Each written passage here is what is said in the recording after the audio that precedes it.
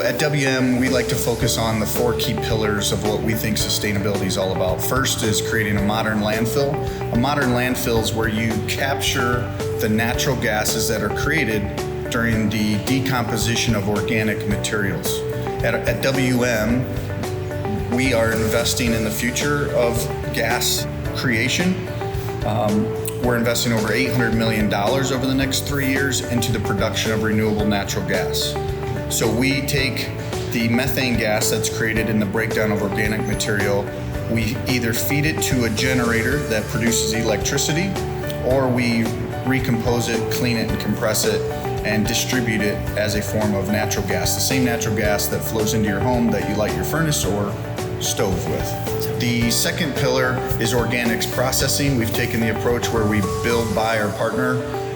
Every organics network varies by region.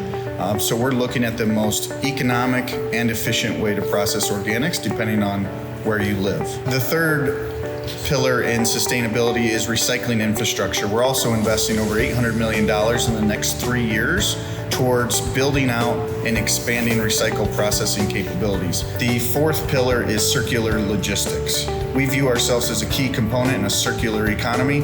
Somebody has to go to the points of creation of the waste stream, whether it's at your home or at your business, and physically collect that material. We then bring it to a facility where we process that material, we size it, we clean it, we separate it. When WM looks at circular logistics, we also look at the vehicle we conduct our business with. We are operating a smart truck that's loaded with cameras and feeding off information about our customers' content that they put inside their bins so that we can educate specifically. So when we dump a container in our truck, we are filming that material as it drops into the hopper. And through AI technology, we can detect contamination in the recycling stream.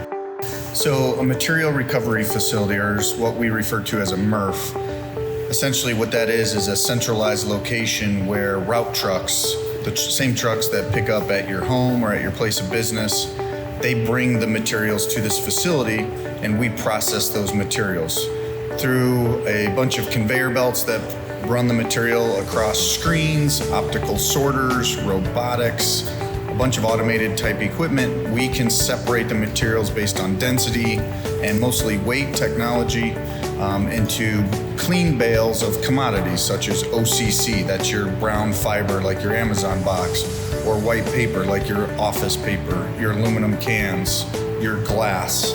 We process those materials, separate those materials, and then we sell those materials like a commodity back to the manufacturers, where we hope there are manufacturers that will use that material into the making of new goods.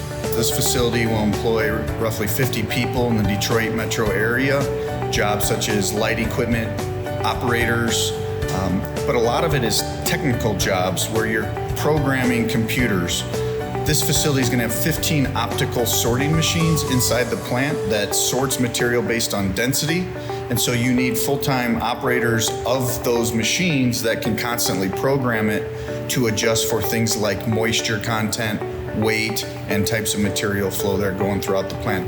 Why did we change our name from Waste Management to WM? We used to be a trash company that everybody knew us as Waste Management. We're no longer a waste company, we're a sustainable company, hence the name change to WM. At WM, we're proud to say we're the largest post-consumer recycling company in North America, and we're also the largest producer of renewable energy, where we capture landfill gas and convert it to either electricity or into renewable natural gas that we then sell back into either the pipeline or into the grid, electrical grid.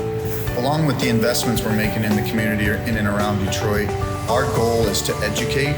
So we're going to be coming up with hopefully virtual options to take education into the classroom, to show students what is possible when it comes to recycling and what goods can be made out of recycled content. Along with the technology advancements within this center is also a logistical network that's going to create a hub and spoke model across the state of Michigan.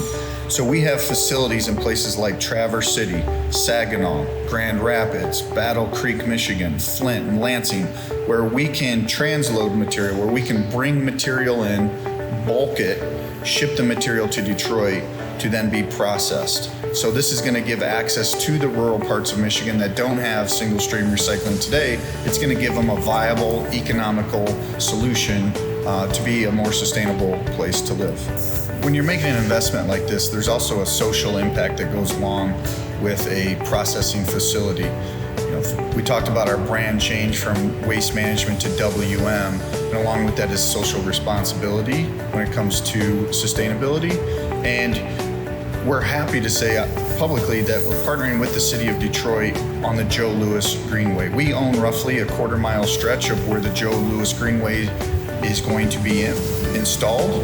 Our plan is to partner with the city, come up with green ideas to show off some of the artistry in and around Detroit. We're going to be working with some of the local artists in Detroit to create murals on the sides of our facilities, and we're also looking into building sustainable sculptures, things made out of recycled content that will withstand the elements outside. But we want this to be a showcase of sustainability along your journey down the Joe Louis Greenway.